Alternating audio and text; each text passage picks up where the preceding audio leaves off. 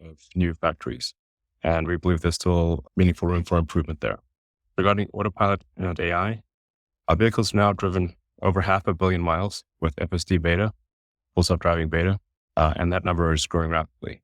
We recently completed a 10,000 GPU cluster of H100s. We think probably bringing it into operation faster than anyone's ever brought that much compute per unit time into production, since trading is the fundamental limiting factor on progress with full self-driving and vehicle autonomy. We're also seeing significant promise with FSD version 12. This is the end-to-end AI where it's photon count in, controls out. Or really, you can think of it as there's just a large bit stream coming in and a tiny bit stream going out, compressing reality into a very small set of outputs, which is actually how humans work. The vast majority of human data input is optics from our eyes. And so we are, like the car, photons in, controls out, with neural nets, just neural nets in the middle. It's very interesting to think about that. We'll continue to invest significantly in AI development, as this is really the massive game changer. And success in this regard, in the long term, I think has the potential to make Tesla the most valuable company in the world by far. If you have fully autonomous cars at scale and fully autonomous humanoid robots that are truly useful, it's not clear what the limit is. Regarding energy storage, we deployed 4 gigawatt hours of energy storage products in Q3. And as this business grows, the energy division is becoming our highest margin business. Energy and service now contribute over $500 million to quarterly profit. The Cybertruck, I know a lot of people are excited about the Cybertruck. I am too. I've driven the car. It's an amazing product. I do want to emphasize that there will be enormous challenges in reaching volume production with the Cybertruck, and then in making the Cybertruck cash flow positive. This is simply normal for when you've got a product with a lot of new technology, or any new vehicle, brand new vehicle program, but especially one that is as different and advanced as the Cybertruck, that you will have problems proportionate to how many new things you're trying to solve at scale. So I just want to emphasize that while I think this is potentially our best product ever, and I think it is our best product ever, it is going to require immense work to reach volume production and be cash flow positive at a price that people can afford. Often people do not understand what is truly hard. That's why I say prototypes are easy, production is hard. People think it's the idea, or you make a prototype, you design a car. And as soon as they're designing a car, that just anyone can do it. It does require taste. It does require effort to design a prototype. The difficulty going from a prototype to volume production is like 10,000% harder to get to volume production than to make the prototype in the first place. And then it is even harder than that to reach positive cash flow. That is why there have not been new car startups that have been successful for 100 years, apart from Tesla. I just want to temper expectations for Cybertruck. It's a great product, but financially, it will take a year to 18 months before it is a significant positive cash flow contributor. I wish there was some way for that to be different, but that's my best guess. So really, the demand is off the charts. We have over 1 million people who have reserved the car. So the demand issue, we have to make it, and we need to make it at a price to afford. Insanely difficult things. In conclusion, we continue to focus on ramping production while maintaining positive cash flow. And we continue to expect to have around 1.8 billion vehicle deliveries, as stated earlier this year. The Tesla AI team is, I think, one of the world's best. And I think it is actually by far the world's best when it comes to real world. I'll say that again. Tesla has the best real world AI team on earth, period. And it's getting better. And lastly, I wanted to thank all of our employees who are making a lot of extra effort during uncertain times. Thank you very much for your hard work and the impact that you're making. Thank you very much, Elon. And our CFO, Vaibhav, had some opening remarks as well. Thanks, Martin. Our vehicle deliveries in Q3 outpaced production, and we had yet another record quarter of profitability in our energy business.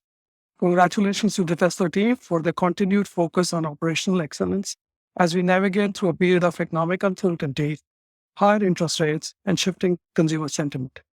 As Elon mentioned, our Q3 operational and financial performance was impacted by planned downtimes for our factory upgrades. This was necessary to allow for further factory improvements and production rate increases. Despite such factory shutdowns, our cost per vehicle decreased to approximately $37,500. We saw sequential decreases in material costs and freight. Reducing the cost of our vehicles is our top priority. On the operating expenses front, R&D expenses continue to rise to Cybertruck prototype builds and pilot production testing, combined with spend on AI technologies like full self-driving, Optimus, and Dojo.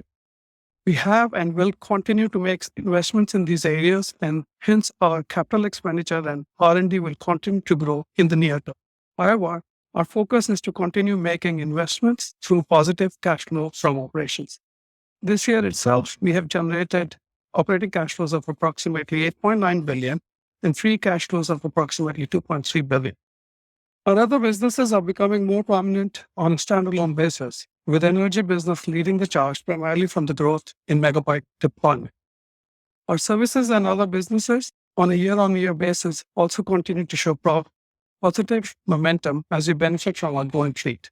As regards our pricing strategy, in addition to what we have shared before, I want to elaborate that most car buying happens with one or other form of financing, and hence we also view pricing in terms of monthly costs for the customer. And therefore, as interest costs in the US have risen substantially, it has required us to adjust the price of our vehicles to keep the monthly cost in parity. We've tried to offset such adjustments via focus on reducing costs. However, there is an inherent lag in cost reductions, which in turn impacts margins. To that extent, we recently announced a partner vehicle leasing program in the US, whereby you can get a standard range Model Y for as low as $399 a month. In conclusion, as we navigate through a challenging economic environment, we're focused on reducing costs, maximizing delivery volumes, and continuing making investments in the future, in particular AI and other next-generation platforms. We believe this strategy positions us well for the long term. Once again, I would like to thank the Tesla team for their efforts in the last quarter. Thank you very much. And now let's go to investor questions. The first investor question comes from Craig. How many Cybertruck deliveries do you anticipate for 2024? It's difficult to make an accurate guess at this point. Going back to what I said earlier, that the ramp is going to be extremely difficult.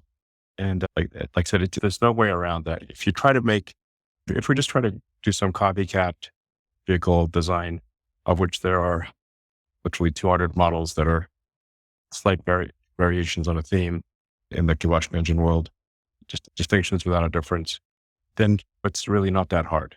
But if you want to do something radical and innovative and something really special like the Cybertruck, it is extremely difficult because there's nothing to copy.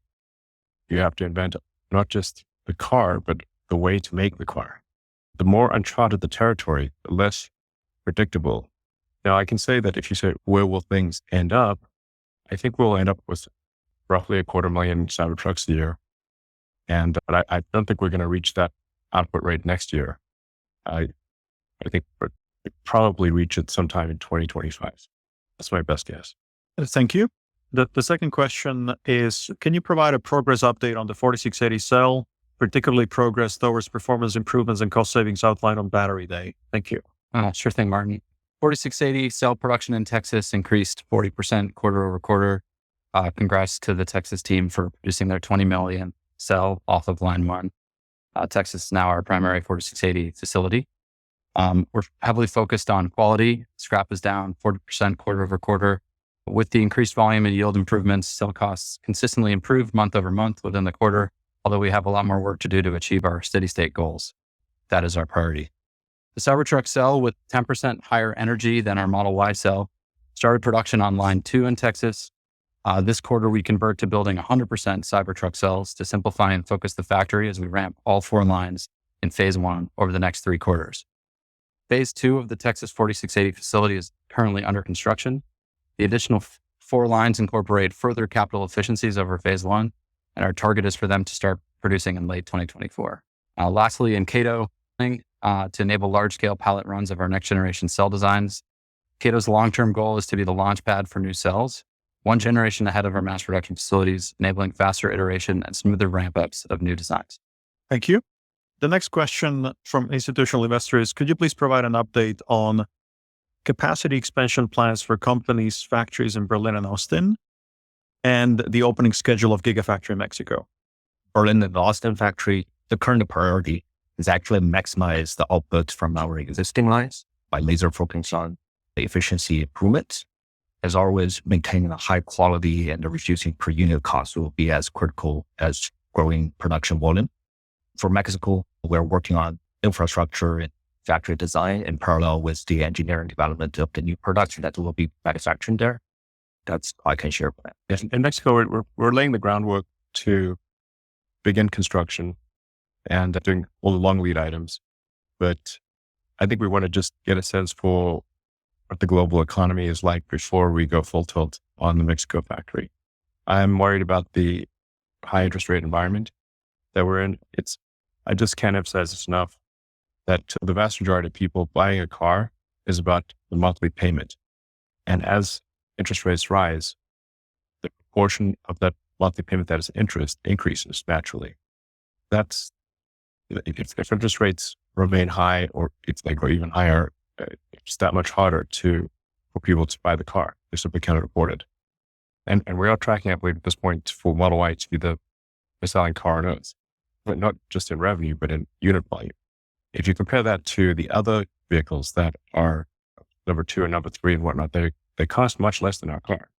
We're just hitting law of large numbers situations here. I know people want us to advertise, and we are advertising. I think there's something to be gained on the advertising front. I don't think it's nothing. Informing people of a car that is great that they cannot afford doesn't really help. That is really the thing that must be sold, is to make the car affordable. The average person cannot buy it for any amount of money, or they simply can't afford it. They can't afford it. So this is a big deal. Okay, thank you very much. The next question is, when do you expect Model 3 Highland to be available in the US? I just wanted to address that. Unfortunately, we don't answer product-related questions and timings on earnings calls. So let's go to the next one. Current sell-side consensus assumes that Tesla will deliver 2.3 million vehicles in 2024, representing 28% growth versus 2023 guidance. Is this growth rate achievable without any mass market launches in 2024? And when does Tesla expect to return to its 50% long-term CAGR? Thanks for the question. When we look at 2024, there are a lot of moving pieces. Elon just talked about what is happening in the macroeconomic environment. We're focused on growing our volumes in a very cost-efficient manner and are carefully reviewing all our options, and we'll be able to provide a much more meaningful update at our next earnings call. Yeah, at the risk of stating the obvious, it is not possible to have a compound growth rate of 50% forever, or you will exceed the mass of the known universe. But I think we will grow very rapidly and much faster than any other car company on Earth by far. Thank you.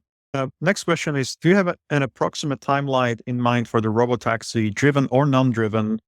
What excites you most about how this project is progressing? Robotaxi is necessarily non-driven. I guess I'm very excited about our progress with autonomy. The end-to-end, nothing but nets, self-driving software is amazing. It drives me all around Austin with no interventions. It's clearly the right move. So it's really pretty amazing. And obviously that same software and approach will enable Optimus to do useful things and enable Optimus to learn how to do things simply by looking. So, extremely exciting in the long term. As I mentioned before, given that economic output is number of people times productivity, you no longer have a constraint on people. Effectively, you've got a humanoid robot that can do as much as you'd like.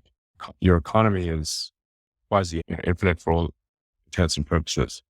So, I don't think anyone's going to do it better than Tesla, not by a long shot. bus dynamics is impressive, but the robot lacks a brain. Sort of like the Wizard of Oz or whatever. Yeah, lacks a brain. And then you also need to be able to design the humanoid robot in such a way that it can be mass manufactured. And then at some point, the robots will manufacture the robots. Now, obviously, we need to make sure that there's a good place for humans in that future. We do not create some variant of the Terminator outcome. So we're going to put a lot of effort into localized control of the humanoid robot. So basically anyone will be able to shut it off locally. And you can't change that.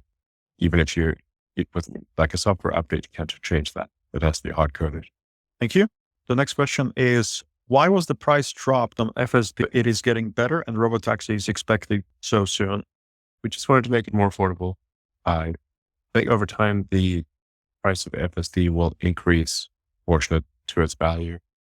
So I'd regard the current price as a kind of a temporary low. Thank you. The next question is again on FSD. Mercedes is accepting legal liability for when its level 3 autonomous driving system Drive Pilot is active. Is Tesla planning to accept legal liability for FSD? And if so, when? There's a lot of people that assume we have legal liability. Judging by the lawsuits, we're certainly not being let off the hook on that front. Whether we would like to or wouldn't like to. I think it's important to remember for everyone that Mercedes' system is limited to few roads in Nevada and some certain cities in California. It doesn't work in the snow or the fog. It must have a lead car, more planes, only 40 miles per hour. Our system is meant to be holistic and drive in any conditions. So we obviously have a much more capable approach with those kind of limitations. Really not very useful. I think some people understand the profundity of a Tesla AI. It's basically baby AGI. It has to understand reality in order to drive baby AGI. Thank you. The next question on Optimus. Will Optimus be working on Gigafactory lines next year? If so, how many would you guess will be deployed? I think at this point, we are not ready to discuss details of the Optimus program, but we will provide periodic updates online. So as you can see, where Optimus a year ago barely walk, and now it can do yoga. So a few years from now, probably do ballet. Sounds good. And the last question from investors is, neural net path planning represents a significant advance in capability and safety for FSD. What steps is Tesla taking to make this technology available outside the US? Yeah, our approach has been to try to get it, the more places we try to make it work, the harder the problem is. So the reason we don't do it in all countries simultaneously is that it would take much longer to make it work anywhere at all. So that's why it's currently just North America. And also for most parts of the world, you have to get approval before deploying things. Whereas in the US, you can deploy things at risk, or at least you can take liability for what you deploy. Whereas most countries require some sort of extensive approval program. So we only want to go through that extensive approval program when we think it's ready for prime time in that country. I apologize that it's not in those countries, but we keep finding ways to make it better. And it needs to drive such that it exceeds even unsupervised, significantly exceeds the probability of injury of a human, or significantly better, a lower probability of injury than a human by far. I think we're tracking to that point very quickly. Obviously, in the past, I've been overly optimistic about this. The reason I've been overly optimistic is that the progress tends to look like a log curve, which is that you have rapid initial improvements, and that if you were to extrapolate that rapid, fairly linear rate of improvement, you get to self-driving quite quickly, but then the rate of improvement curves over logarithmically and starts to asymptote. That's now happened several times. I would characterize that progress in real-world AI as a series of stacked log curves. I think that is also true in other parts of AI, like LLMs and one series of stacked log curves. Each log curve gets higher than the last one. So if you keep stacking them, keep stacking logs, eventually you get to FSD. Thank you. Let's now go to analyst questions. The first question comes from Will Stein from Truist. Will, please go ahead and unmute yourself. Great. Thanks so much for taking my question, and thanks for all the updates today. We learned earlier in the call, it sounds like you don't think the truck will ramp to significant volume until its third year of production. Should we have a similar anticipation for the ramp of the next gen platform? Or is there any reason that we should be maybe more optimistic or pessimistic about the ramp profile there? Thank you. Yeah, to be clear, it's not really the third year of production. It's like the 18-month production is roughly my guess. So it's just that it'll happen.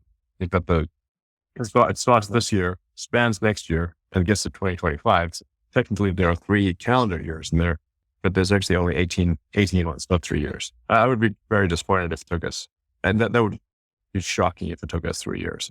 But 18 months from initial deliveries to reach volume and reach prosperity with an immense, I can't tell you how much the blood, sweat, and tears level required to achieve that is staggering.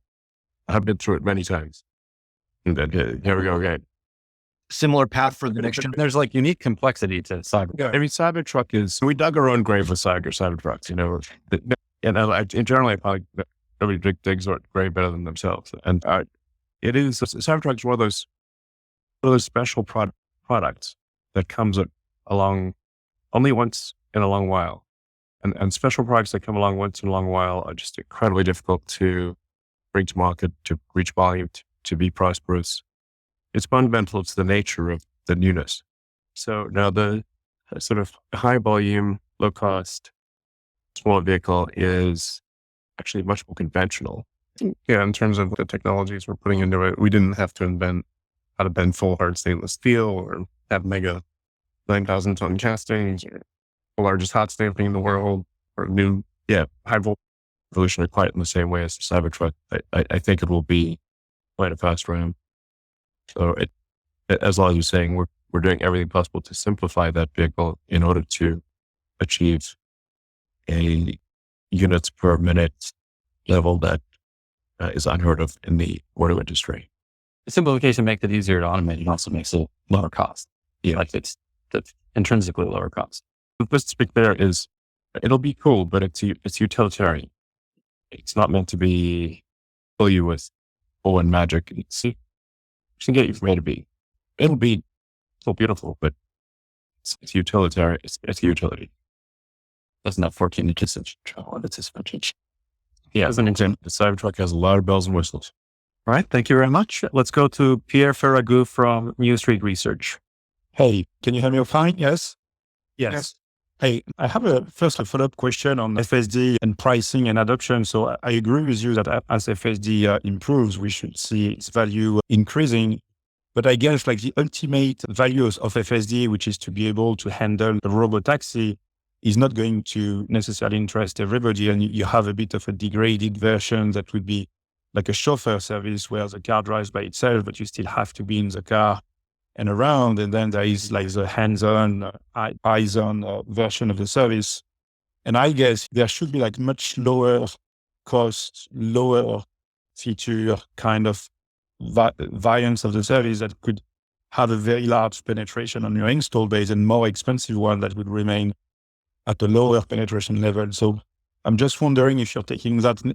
And last but not least, like the simplest version of FSD are available and are going to work from a technical perspective probably before the ultimate robotaxi version can work, if ever. And so I'm wondering how you take that into account in how you're thinking like the financial contribution of FSD over time and whether you could evolve your pricing along that kind of tiers to increase adoption. Yeah, a fully autonomous vehicle, I think here the economics of a fully autonomous vehicle are truly astounding in a positive way. When you look at passenger vehicles today, they only get about 10 to 12 hours of usage per week. You could drive an hour and a half a day on average. That's roughly 10 hours a week out of 168 hours. And then there's also, you got to have parking and insurance. You got to take care of the car. There's a lot of overhead. So yeah, it's like the economics of the system are just insanely positive, given that all of the cars we're making and have made for a while, we believe are capable of full autonomy. So then if you're able to say, increase the utility of that car by a factor of 5, which still only means that you're being used for maybe 50 hours a week out of 168. So you're still assuming less than a third of the hours of the week are they're just doing something useful. Increase the value of that by 5, but it still costs the same. Like you have something, then we're a hardware company with software margins. Pierre, do you have a follow-up? Yes, I'd have actually a follow-up on a different topic for you, if that's okay. It's about like your gross margin in the quarter. Could you give us a sense of like in how the gross margin evolved sequentially? How much was the impact of idle costs? How much was like the sequential benefit, I imagine, of production ramping at Lynn and Austin? And then I saw like this massive jump in energy storage, very strong positive surprise. So if you can give us the background on that and tell us how we should think about that gross margin going forward. Thanks for that question. So in terms of, you have a few different aspects of your question. So if I just look at from Q3 perspective, obviously factory idle time had an impact. It did impact by, and I won't give you the exact percentage, but it had decent impacts for the quarter. And when you look at the other pieces which we're trying to do, we did see certain of our other factories ramping up pretty well, right? And they actually contributed pretty well to the margin for this quarter. In fact, one of the factories came pretty close to, in terms of per unit cost, to where we are for other established factory, which is Fremont. So that was a positive in the quarter. And when it comes to energy margins, Megapack deployment was the key driver there. And that product has done well on the cost curve. Also, we've been able to do a lot there. But I do want to caution that Megapack deployments are a bit lumpy. Yes, we had a great quarter this period, but depending upon where we are trying to deploy that product in different markets, you would see periods wherein there would be downward pressure on deployment because of us trying to get the product to that place where product in transit. Yeah. Yes. Yeah. Okay, thank you very much. Let's go to Rod Lash from Wolf Research. Rod, feel free to unmute yourself. Thanks. Really nice to see the rate of vehicle cost improvement despite the downtime that you took. You've taken now about $2,000 out of the average vehicle cost over the past year. Can you give us maybe a sense of the rate of improvement that you see from the changes that you alluded to, the factory changes you alluded to? Is there a way maybe to convey the speed of improvement on your existing product from here? And then related to that, can you share the timing of your next gen, the lower priced product that you talked about earlier this year? Yeah, so just in terms of product margins, there are lots of puts and takes when you look into this. There are certain things which we control, and there are certain things which we don't control. We expect that we'll get some benefits from our cost reduction efforts, which are all underway. But on the other hand, we just finished our factory upgrades late in Q3. Some of these factories are still in the early ramp phase in Q4. We're still not up to where we want those factories to be, so they'll impact in the near term. Plus, like Elon mentioned, we're going to be ramping Cybertruck, which is going to be another headwind which we're dealing with.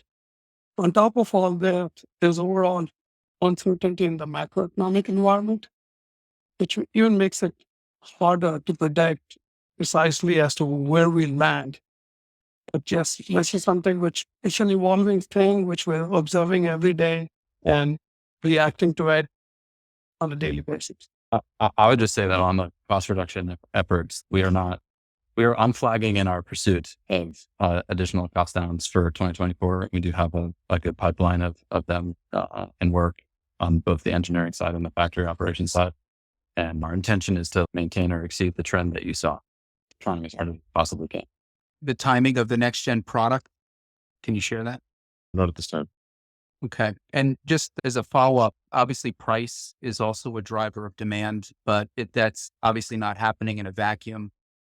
And you mentioned that, I think you mentioned at some point during this call that you're also maybe hitting the law of large numbers on some of your products. Can you just share how you're thinking about price elasticity just at this point and in this macro environment? And any thoughts along those lines? I think that there's very significant price elasticity. To be totally frank, if a car costs the same as a RAV4, nobody would buy a RAV4, or at least they're very unlikely to. It's worth noting that a lot of these incentives, like the tax credit and whatnot, that they're actually very difficult for the average person to access because most people do not have 10 grand or even $7,500 burning a hole in their bank account. A large number of people are living paycheck to paycheck and with a lot of debt. They've got credit card debt, mortgage debt. That's reality for most people. It's sometimes difficult for people who are high income earners, and I'd say high would be like someone who's earning over $200,000 a year to understand what life is like for someone who is earning $50 or $60 or $70,000 a year, which is most people. So that like for a lot of people, like these tax credits just they can't front $7,500 for 18 months or even 6 months to get for the tax credit, and they actually don't. In some cases, even have that. They don't have $7,500 in taxes.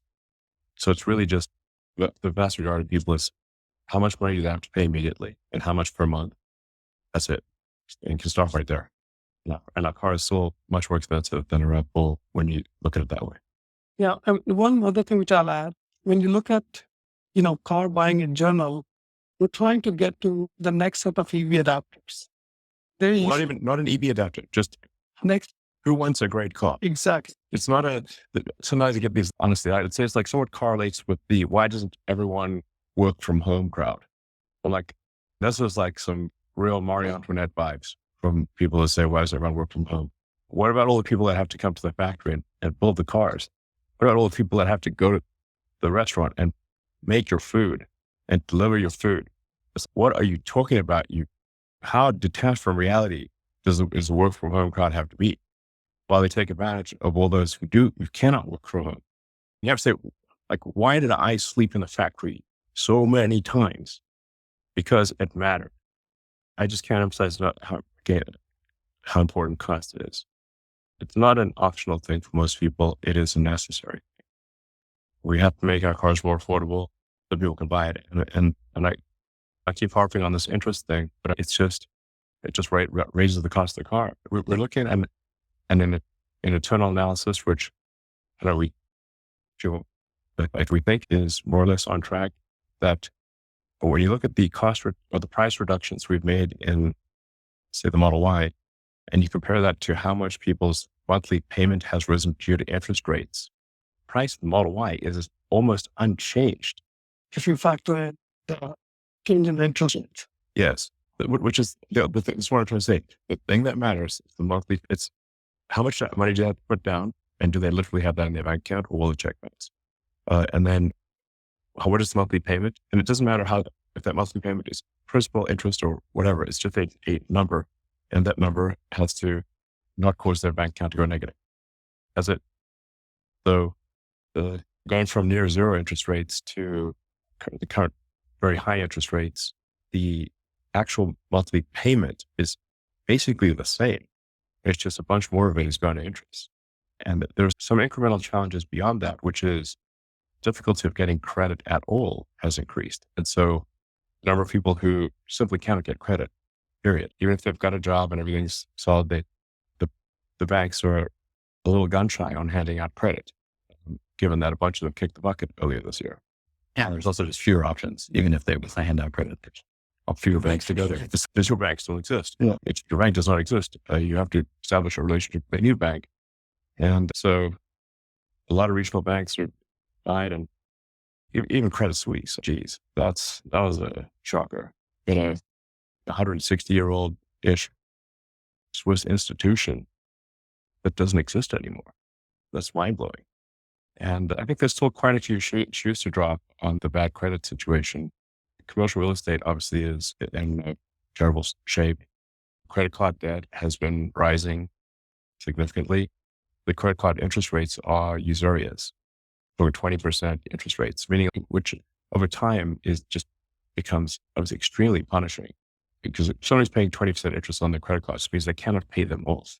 If you cannot pay them off and you're still accruing interest at 20%, that's headed to a bad place. Thank you. Let's go to next question from George from Canaccord. Thank you for taking my question. Just to focus on the cost per vehicle coming down in future quarters, as you discussed in your written remarks. I'm curious as to what the levers of that could be. Is it more scale, more factory utilization? Is it material cost reductions? Is it things like gigacasting? Can you just give us some data points to give us confidence that's going to come down over time? And if I can sneak one in, please. There are press reports, and I know how perilous it is to believe some of these. They say that you've included radar as an option in some Model Ys in China. And I'm just here to ask if that's true. And if so, why? Thank you. We've not included radar. We have radar as a Tesla designed radar as an experiment in the Model S and X. But that's it. We'll see whether that experiment is worth it. But there are no plans to integrate radar into 3 and Y. And just as humans drive, and in fact, an excellent human driver can drive with amazing safety simply with their eyes. The car will far exceed the average human safety just with vision. Because the car is looking at all directions at once. So we don't have eyes in the back of my head. And it computer never gets tired and never gets distracted, get wrong, hopefully.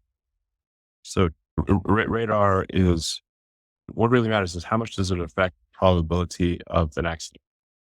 And in order for the radar to be effective, you have to be able to do radar only braking, or you have to do actions that are radar only. Otherwise you get this disambiguation problem between vision and radar. That's why we actually turned off the radar in cars historically that we had. All 3 and Y used to have radar, but we turned it off because the radar actually generated more noise than signal. Now the Tesla designed radar is a high resolution radar that has some potential to be useful, but the jury is still very much out on whether that is in fact the case. On the cost question from the vehicle side, as Drew mentioned earlier, we are always trying to engineer our products to be cheaper to make and more efficient to make. That comes obviously on the engineering side as we come up with new innovations, but as well on the supply chain side with our partners. We work with them to automate some of their lines, remove their bottlenecks and their high costs as well. On the logistics side, getting parts to the factory. It's not like a one thing that you have to attack cost everywhere. And we do it ruthlessly at all times. Operations, efficiency, all of the above. Yeah, I would say there's a whole laundry list of things which we are chasing. We internally call it the cost attack, where we're literally going line by line and saying, how can we make it better? And it's a grind. The grind. It's a game. Game of pennies. It's like Game of Thrones, but pennies. Is the first approximation, if you've got a $40,000 car and roughly 10,000 items in that car, that means each thing on average costs $4. So in order to get the cost down, say by 10%, you have to get 40 cents out of each part on average. It is a game of pennies. We play it willingly. We play it.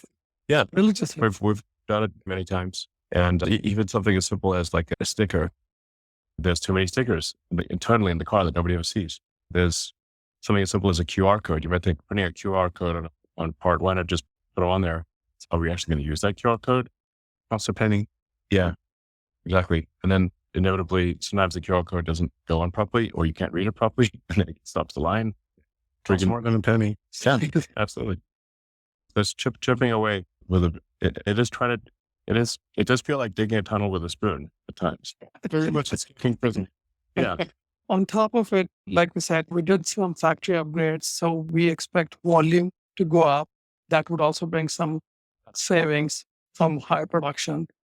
But then on the flip side, we're going to be ramping a new product like Cybertruck, which we talked about. Yeah. So those are the real puts and takes what we are working.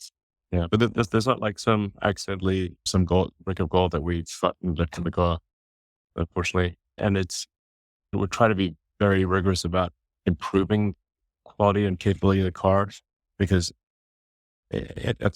any tool can reduce the cost of a car by making it worse and just deleting functionality and capability. And that's how cool this sort of the any tool. If you want to lose weight and you say, I need to lose 15 pounds right away, you could chop your arm off, but then you're sitting there with one arm. You're still fat. Yeah. You actually have to eat less food and work out. That's the actual way. And factors of which. Yeah, it's super fun because food is delicious. And personally, I'm not a huge, but I don't love working out. I know some people do. I wish I did. I don't. Unless moving the mouse consists of working out, in which case I love moving the mouse. All right. Let's go to Colin Langham from Wells Fargo. Colin, can you unmute yourself? Oh, sorry about that. Can you hear me now? Yeah. Yeah. Oh, great. Thanks for my question. You said in the commentary that you're not going full tilt on the plan in Mexico until there's signs that the economy is strong. Can you continue at a 50% CAGR without that plant? And where would that come from? And any color on what you mean not going full tilt? Could that plant get delayed indefinitely? Or what are you kind of talking about? No, we're definitely making the factory in Mexico. We feel very good about that. We put a lot of effort into looking at different locations and feel very good about that location.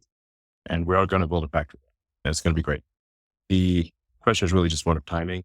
And there's going to be a broken record on the interest front. It's just interest rates have to come down. If interest rates keep rising, you just fundamentally reduce affordability. It is just the same as increasing the price of the car. So I just don't have visibility into, if you can tell me what the interest rates are, I can tell you when we should build the factory. We're going to build it. And I mean, I think we'll start the initial phases of construction next year. But I am still somewhat scarred by 2009 when General Motors and Chrysler went bankrupt. That's now 14 years ago. It's that is seared into my mind with a branding iron, because Tesla was just hanging on by a thread during that entire time. And when we closed our financing round in 2008 at 6 p.m., December 24th, Christmas Eve. And if we had not closed that financing round, we would have bounced payroll 2 days after Christmas. So we actually closed that round on the last hour, it's the last day that it was possible. Stressful, to say the least. And then barely made it through 2009. So I'm like, I don't want to be going at top speed into uncertainty. A lot of wars going on in the world, obviously, as well.